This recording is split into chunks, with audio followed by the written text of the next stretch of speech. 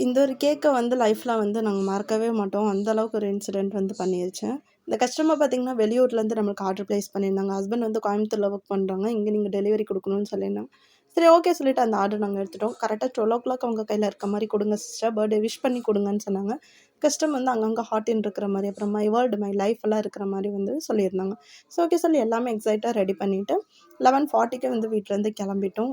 Heavy டிராஃபிக்கா இருக்கக்கூடிய ரோட்ஸ்லலாம் வந்து யாருமே இல்ல. ரொம்ப பார்க்கவே வந்து நல்லா இருந்தது.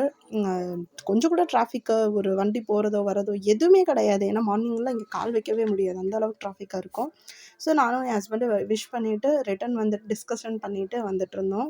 ஸோ அப்போ பார்த்தீங்கன்னா, ஆப்போசிட்ல இருந்து வந்தவங்க பார்த்தீங்கன்னா, ட்ரிங்கிங் பண்ணிட்டு வந்து எங்க மேலேயே வந்து அடிச்சுட்டாரு. ஸோ எனக்கும் என் ஹஸ்பண்டுக்கும் ரொம்ப அடிபட்டுருச்சு. ஸோ தயவு செஞ்சு வந்து ட்ரிங்கிங் பண்ணிட்டு வண்டி ஓட்டாதீங்க. அது உங்களுக்கும் நல்லதில்ல. உங்க குடும்பத்துக்கும் அது எஃபெக்ட் ஆகும். ஆப்போசிட்ல வர எங்களுக்கும் அது எஃபெக்ட் ஆகுது. தயவு செஞ்சு மத்தவங்க மேலயும் நீங்க அக்கறையா இருங்க. உங்க மேல, உங்க வீட்ல இருக்கவங்க மேலயும் நீங்க அக்கறையா நடந்துக்கோங்க. இது ஒண்ணு என்னோட சின்ன ரிக்வெஸ்ட். பாய்.